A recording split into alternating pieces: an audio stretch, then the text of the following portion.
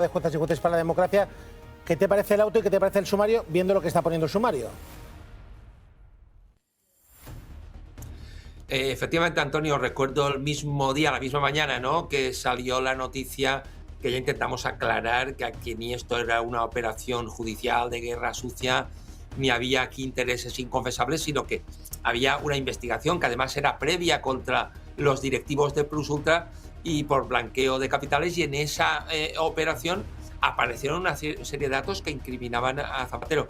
Yo creo que aunque se han dicho muchas cosas, algunas más vistosas, otras más llamativas, para mí como jurista lo más relevante del sumario es que corrobora lo que había indicado anteriormente el juez en el auto de imputación.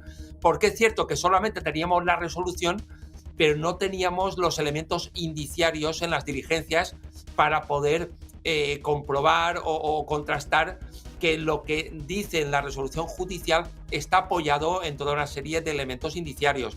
Ahora tenemos todas las actuaciones y efectivamente, en mi opinión, confirman claramente que hay elementos objetivos que justifican la imputación, lo cual no significa ni que la causa llegue necesariamente a juicio, ni que haya mucho menos una condena. Al contrario, yo creo que vamos a un procedimiento complicado, farragoso, pero en el sumario tenemos contratos muy importantes porque vinculan a quien se califica como hombre de paja o testaferro de Zapatero, lo vinculan con los empresarios del Plus Ultra con una serie de pagos.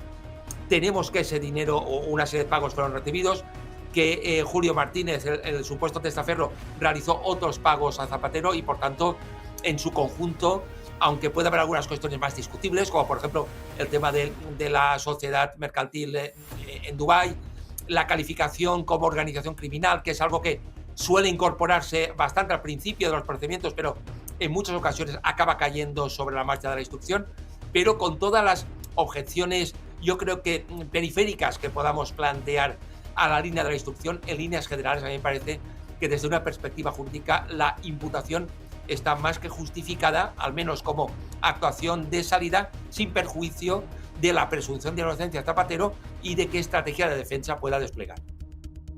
Tiene lógica el aplazamiento, ¿no? La petición de aplazamiento por parte del presidente Zapatero y que se le haya concedido ese aplazamiento de declaración ante el juez, ¿no?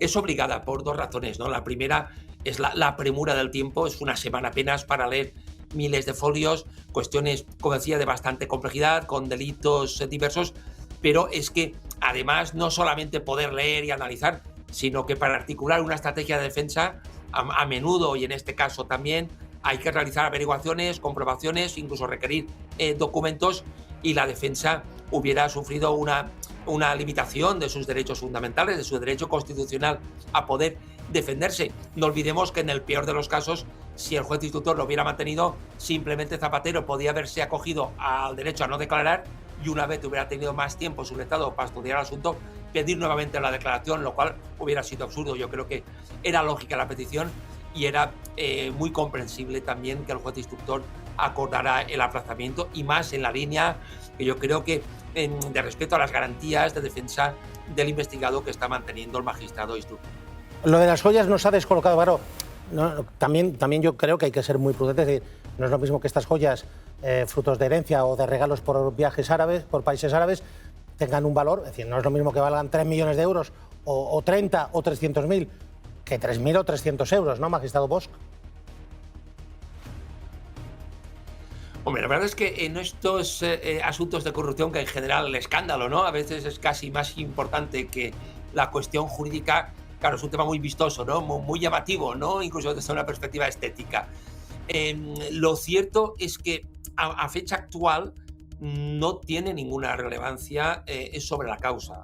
Remarco lo de a fecha actual. En las investigaciones de la UDEF en ningún momento se habla de que se pague a Zapatero por conseguir el rescate o por desplegar tráfico de influencias con joyas o con objetos preciosos. En todo momento se habla de transferencias y de movimientos de dinero. Por eso digo que en principio no es un dato que aporte jurídicamente a lo que se está investigando, sin perjuicio que obviamente la Policía Judicial va a realizar la oportuna tasación, va a indagar cuál puede ser el origen de todas estas joyas, ¿no?, que estamos viendo ahora en pantalla, y se podrá valorar cuando proceda si efectivamente puede haber alguna conexión con esa presunta actuación global de tráfico de influencias que se le atribuye a Zapatero.